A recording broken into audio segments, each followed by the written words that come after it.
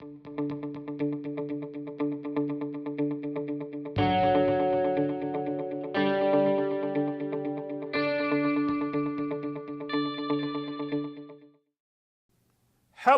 and welcome back.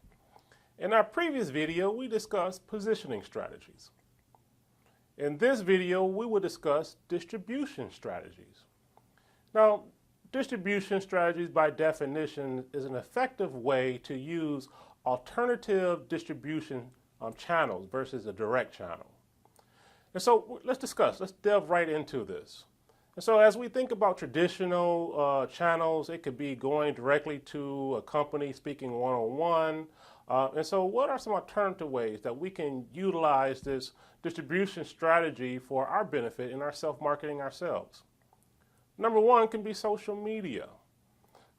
Social media, things that come to mind are mediums such as Facebook, Twitter, a blog that you might create, as well as a personal website. Now, utilizing social media is how can I take the information, your high proficiency at different competencies and skills and market? How can I let employers know about my skills and that I'm very good at what I do? For instance, we can start off with our e-portfolio by using Facebook or any of these other social medias. If I have an electronic format, that's what the E stands for in the portfolio, e-portfolio, then I can upload my portfolio on some of these different sites, such as my personal website, or maybe I've created a blog. So not only am I talking about my skills and maybe even some tidbits or factual things that can be helpful to others in regards to this industry, but I can also upload my e-portfolio. I can show evidence of my high-level proficiency at a skill or competency. Also, it gives me the ability to begin to brand myself. I'm being known as someone who is an expert or very proficient or have high skills in this particular industry or market. I can increase my networking. On Facebook, most of us have several hundreds of friends. But the more people that I let know that this is my industry, I'm very good at it, and I'm even seeking a position, begin to increase my network, or what I like to call my concentric circle of contact. Again, I can post my resume on a website, personal website. I can post my resume and cover letters on blogs. And also I can tweet, different information, or I can tweet a URL to show my e-portfolio, or maybe a YouTube video that I have created, marketing myself or my brand. These are just some ways that I can utilize social media as a way of distributing through alternative channels my skills, my competencies, what I'm very good at. Another way that we can utilize the distribution strategy is through volunteering. And so by volunteering, I can showcase my skills. I can choose an organization or a company that might be looking for volunteers, and it could be in regards to something that I'm interested in or as a stepping stone to a position that I'm looking for.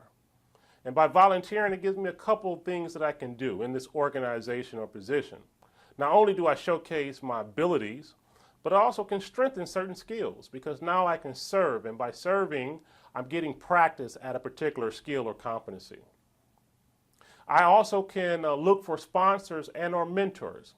Now, what's the difference between a mentor and a sponsor? I'm so glad that you asked. A mentor is someone that you might go to and they're kind of giving you an advice. You need to take this step, go see this person, look into this particular industry, or look into this particular field. A sponsor is a person that can help make contacts, who can sponsor you into a position. For instance, a sponsor can make a phone call on your behalf and put you at the top of the list of getting a job. A sponsor can contact another person and give you some experience and something that will help your resume or credentials. Another thing that we can utilize distribution strategies is internships. Internships is a great way to increase access to professionals within the field. Again, it might give me access to more mentors and sponsors. Through this internship, I can increase the experiences that I'm listing on my resume. As well as if I'm doing a project or writing something or presenting, I can add these evidence or artifacts to my e-portfolio. So these are just a few things that we can utilize in an alternative way versus your direct access for distributing your information.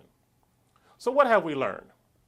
We learned distribution channels and distribution strategies such as social media, volunteering for organization, and internships. Now remember, these are just a few. You can be very creative in you discovering other distribution channels that you can utilize for your strategy. What next? What's coming up next is contact strategies.